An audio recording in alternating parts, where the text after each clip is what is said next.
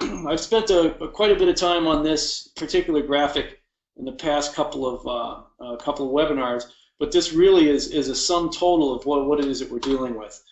Our plants, of course, will assimilate nutrients from the soil. They incorporate them with photosynthetically fixed carbon to form their living biomass, and they eventually return them to the soil in the form of dead leaves, sticks, branches, and stems. And then roots, especially the fine roots on trees, are all disposable. They all go and add to the litter layer, circled in red here on the surface of the soil. Then the decomposer organisms, of course, they get their energy from the carbon that's from the organic matter.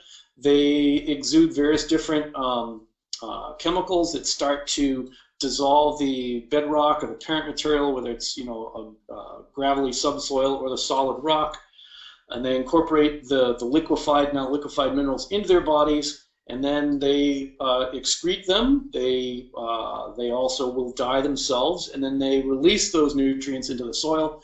That becomes the nutrition for our plants. And whoops, I went backwards. I wasn't supposed to. Water and air. We remember, of course, from a few webinars back that the air itself is full of these little dust particles that are also part of the fertility cycle in our perennial systems. And the more architecture we have exposed to the air and to the rain, the more rain we're able to catch, even if it's just on surfaces. We'll talk a little bit about that later on in another slide.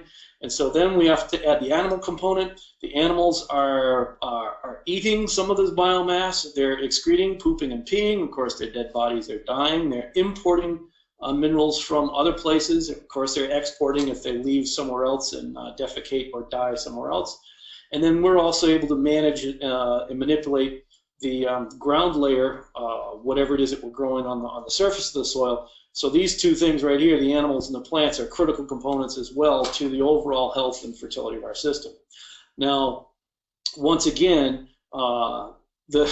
the notion that, oh, it's all about the bugs in your soil, it has everything to do with everything. It's like, well, yeah, that's part of it. Well, no, it's all about the minerals in your soil. It's mineral balance, mineral balance, mineral balance. Other people's like, no, it's all about mulch and surface litter and all that kind of stuff. Other people's like, oh, no, it's all about grazing animals. Oh, it's all about the cover crops.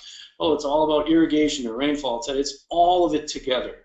There is not any one of these things is the be-all, end-all. We live in a complex world, and it's kind of ridiculous to think that we can solve complex